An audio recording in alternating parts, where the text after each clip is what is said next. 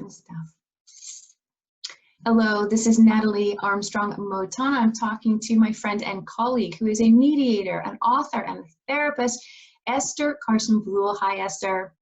Hi, Natalie. There's the book right there, Getting Unstuck.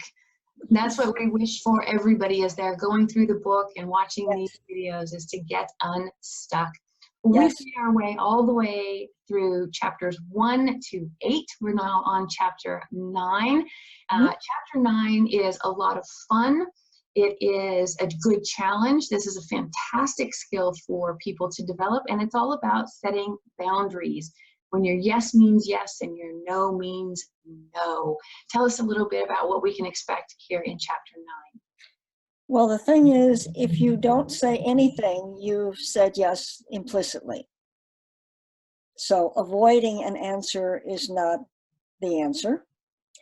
And when you say yes, when you really mean no, you almost always will be resentful because now you're doing something that you didn't want to do. And that's not fair or right or clean. I like to use that word. And so, you know, part of the reflections on that are, why is it so hard for you to say no? Because it's hard for a lot of people to say no, but to really pay attention to, well, what is somebody going to think or do or say if I say no? And it's important, right? This goes back to several chapters ago. Taking responsibility for being important to yourself. Sometimes people don't know themselves well enough to know what they actually think and care about. So they're indifferent and they don't trust themselves to figure it out. Or they don't really realize that they're not being accountable and responsible for being their own self. And so who do you actually want to be if not you? You know, all this stuff gets confusing. But really being willing to be honest with yourself, to know, I really don't want to do that. I'm really not willing to do that. And by the way, wanting and willing are two different things. But being choiceful is critical. It is, and one of the things I liked about this chapter was that it was not just about having the self-respect to be honest in my wanting to say yes or say no, or allowing myself to say yes or say no, but it was also about doing it in such a way that it was respecting other people. Mm-hmm. And so it really was not a unilateral, I'm setting a boundary unilaterally. It really does have a cyclical respect theme, these boundaries that you're talking about. Well, that's so true. And you're setting expectations. And you're also demonstrating that the person can trust you, that you're credible, and the person knows what they can count on, that they can count on you to be, you know, direct and forthcoming and all of that. And it is really about managing an interaction in a way that's, you know where you stand. And that's the basis of trust, right? The credibility and knowing that you can count on the person to say what they mean and mean what they say is a foundational piece of trust, which is foundational to relationships and all kinds of stuff. So this is a big one. It's hard for people to do. They get embarrassed and scared and all that stuff, but it's really important to do it. Well, and if I'm remembering correctly, this is sort of the point in your book where you start talking about,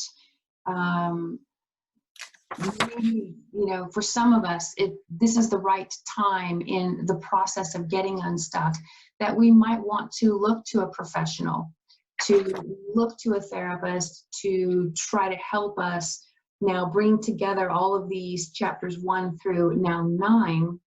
Mm-hmm. And really solidify all of these stones that we've laid in our foundation so that we can move ahead to chapter 10.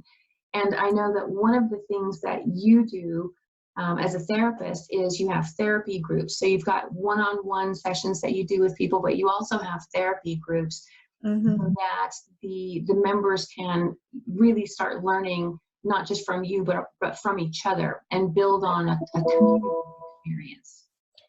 One of the things that I say about group therapy is that it's a way of learning to be yourself in the company of others, so that you don't lose yourself, you don't give yourself up, you don't make yourself invisible and unimportant, and yeah. Right. And I can see how for this particular chapter, having some relationship communication really is going to be important.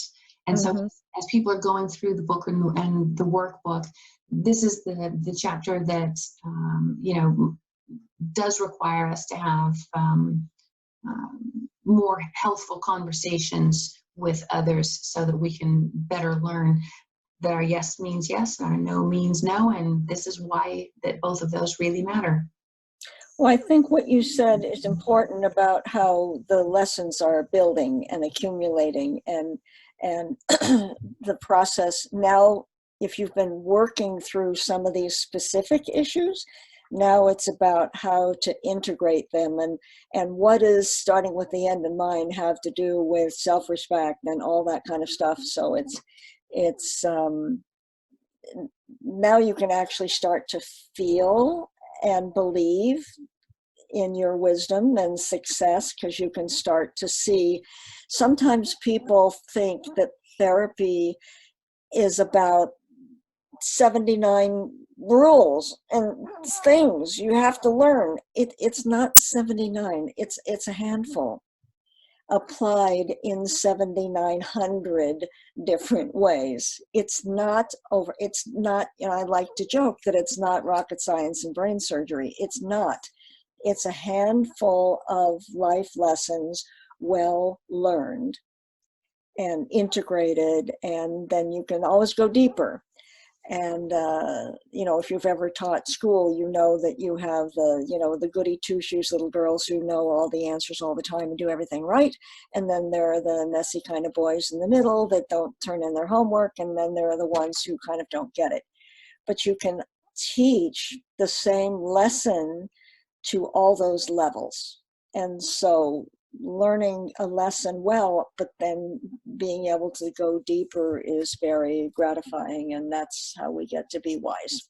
So we're really picking up steam now. We're headed into chapter 10. And so the next video, or the next chapter, if you're reading along, is going to be about confronting and resolving conflict. It's going to be a good chapter. Yes, big one. All right, everyone, join us, I hope, for chapter 10. If you're reading, then you'll want to be sure that you are utilizing the workbook space in the book. If you don't want to write in Esther's book, she respects that, understands that, and has created for you a downloadable document on Amazon, so you can download a complimentary workbook. And so you can read and write at the same time and follow along with these videos. All right, Esther, I'll see you shortly for chapter 10. Okay, we'll be back. All right.